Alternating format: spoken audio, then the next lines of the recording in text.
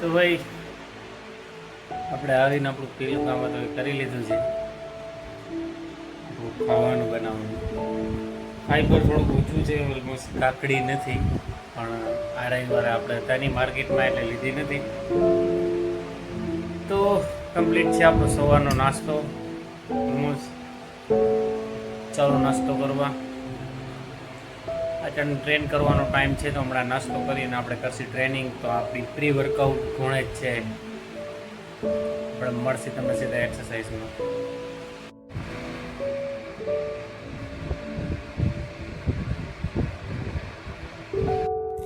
સો welcome back ભાઈ, તમારું સ્વાગત છે. તો ભાઈ આજ આપણે વાત કરવાના છીએ ફિટનેસને જોવાની નજર. જો ભાઈ તમે પણ ફિટનેસને એમ જોવો છો કે આની આમ બોડી બનાવવી, કે આમ મોટા મોટા આમ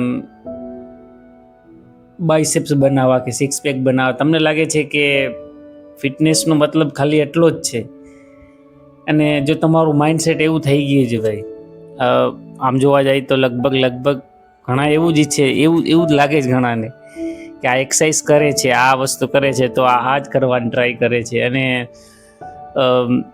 બધા એની હારે જ સરખામણી કરે છે ભાઈ, કે ફિટનેસ કે એક્સરસાઇઝ કરે છે તો એનો મતલબ એ છે કે આની એક મોટા બાયસેપ્સ હોવા જોઈએ, અને આમ સિક્સ પેક હોવા જોઈએ, અને આ થઈ જવું જોઈએ એમ કે ભાઈ આમ અને લોકો એની એક્સપેક્ટેશન પણ એવી રીતના કરે ભાઈ, કે તો આટલા ટાઈમથી કરસ ભાઈ, આ શું છે. હું તો ઘણી ફેર આનો સામનો કરું છું, પણ ભાઈ જો તમારી નજર પણ આવી જ છે તો આને બદલવું જરૂરી છે ભાઈ. કેમ કે ફિટનેસને જોવાની આ સાચી નજર નથી ભાઈ. તમે ફિટનેસને કોઈ પણ એક કેટેગરી સાથે ના સરખાવી શકો. ઓલમોસ્ટ આ ફિટનેસ છે એની એક કેટેગરી છે, એનું એક લેવલ છે, પણ એ લેવલ ઉપર તમારે કયા લેવલ ઉપર પહોંચવું છે એ નક્કી તમારે કરવાનું છે. જો તમે એક્સરસાઇઝ કરવાનું ચાલુ કરો છો તો તમારો શું ગોલ છે અને તમારે શું કરવું છે એ ડિફરન્ટ ટાઈપ બધીનો હોય છે. તો તમારે એક મોટા બાયસેપ્સ બનાવવા છે, કે સિક્સ પેક કાઢવા છે, કે વેટ લોસ કરવો છે, કે વેટ બિલ્ડ કરવો છે, આ બધું એક અલગ વસ્તુ છે. તો ફિટનેસને જોવાની અલગ નજર છે બધેની, પણ એક જનરલ ફિટનેસને જોવાની નજર શું છે તમને ખબર છે? ફિટનેસનો મતલબ શું છે? સિમ્પલ 3 ભાષામાં એને સમજવું હોય તો સિમ્પલ છે ભાઈ. ફિટનેસને ફોલો કરવાની અને ફિટનેસનો મતલબ બધીથી આમાં ઓવરઓલ 3 પોઈન્ટ છે, એને યાદ રાખો. જનરલ ફિટનેસ જેને કહી શકાય, પેલું છે ભાઈ હેલ્ધી માઇન્ડ. યસ, ફિટનેસનો મતલબ છે ખાલી બોડી નહીં ભાઈ, માઇન્ડ. તમે એક્સરસાઇઝ કરવાનું ચાલુ કરો ને એટલે એક એવી પ્રક્રિયા છે કે તમારા શરીરની અંદર ઓક્સિજન અને બ્લડ ફ્લો છે એ વધી જાય બહુ જ. આપણે પહેલાં વાત કરી છે, એનાથી તમારું માઇન્ડ છે ભાઈ એ બહુ શાર્પ બને. ફિટનેસનો પેલો જ મહત્વ છે ભાઈ કે માઇન્ડ છે એ ખૂબ સબળ. તમારી થોટ છે એ ફિટનેસમાં કન્વર્ટ થઈ જાય. આ એક બેસિકલી એક સિમ્પલ આમાં કહી શકું કે ભાઈ નોલેજ છે. સિમ્પલ એક એવી વસ્તુ જ છે. તો પેલું તો છે ભાઈ માઇન્ડ. તમારું માઇન્ડ છે તમને હેલ્ધી ગણવા માંડે, અને જ્યારે તમારું માઇન્ડ તમને હેલ્ધી ગણવા માંડે ને એટલે આપણું બધું વસ્તુ હેલ્ધી થઈ જાય. પેલું વસ્તુ આ છે. ને બીજું છે ભાઈ એક્ટિવિટી, કે તમે તમારા રોજિંદા જીવનમાં જે પણ એક્ટિવિટી કરો છો એની અંદર તમે બહુ ફૂર્તિ અનુભવો, એનું નામ પણ ફિટનેસ હોઈ શકે છે ભાઈ. કેમ કે તમે જોયું હશે કે તમે જ્યારે ઓવરવેટ હોય કે પછી અંડરવેટ હોય ત્યારે તમે કોઈ એક્ટિવિટી કરતા હોય તો તમને જ્યારે ખેતીનું કામ જ લઈ લ્યો ભાઈ, બીજું કાંઈ કામ લઈ લ્યો, એની અંદર તમે સ્ફૂર્તિ ના અનુભવો અને જલ્દી થાકી જાઓ. તો થાક છે એને પણ દૂર કરે અને પ્લસ તમારું સ્ટેમિના અને તમારું ઓવરઓલ વસ્ક્યુલર હેલ્થ કે શ્વાસ કે આ બધી પ્રક્રિયા છે એ બધી સ્મૂથ થઈ જાય, બધી કંટ્રોલ થઈ જાય. એનું પણ નામ ફિટનેસ છે ભાઈ. એને પણ તમે એની હારે સરખાવી શકો છો. અને ત્રીજું છે ભાઈ, ઓવરઓલ તમારી હેલ્થ છે ભાઈ એ ઇનફ.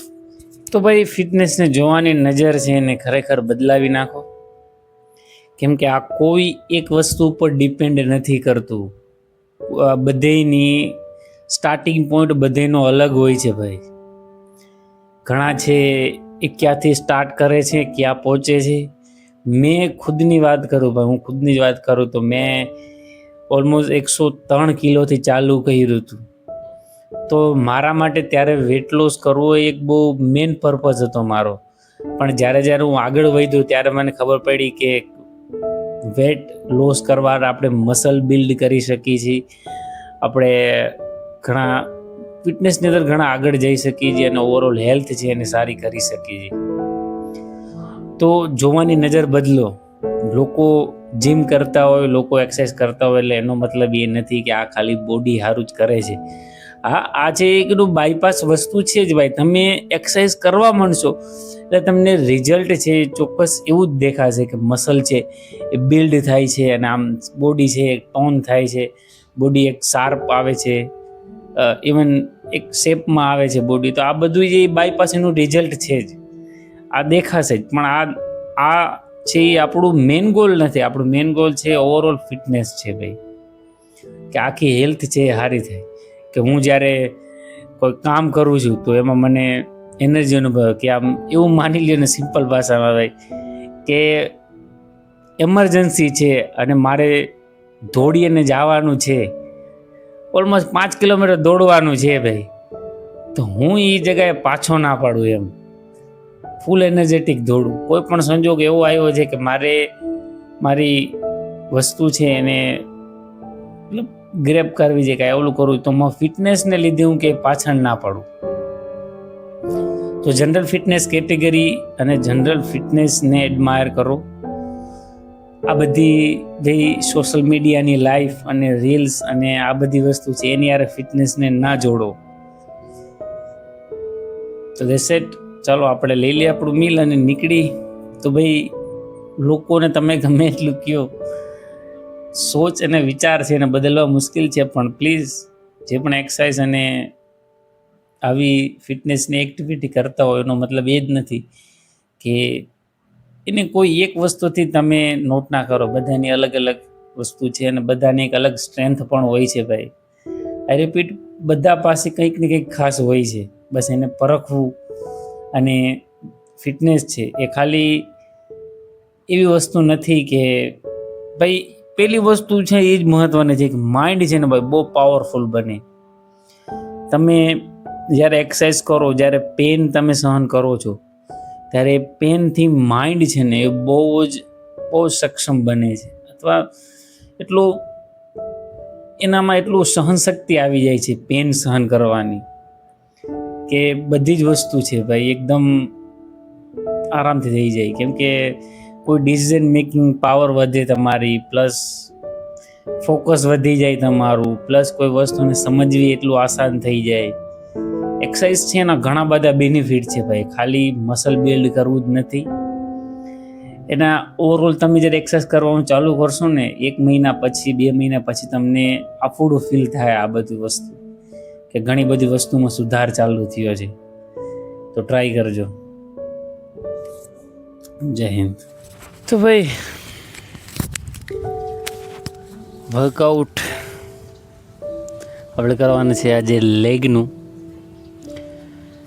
સો આપણે વર્કઆઉટ સ્પ્લિટ એક્સપ્લેન કરેલી છે. It's a lower body workout and આપણે જે નવી વર્કઆઉટ સ્પ્લિટ છે એને ફોલો કરી છે, upper lower body. So let's start for leg exercise.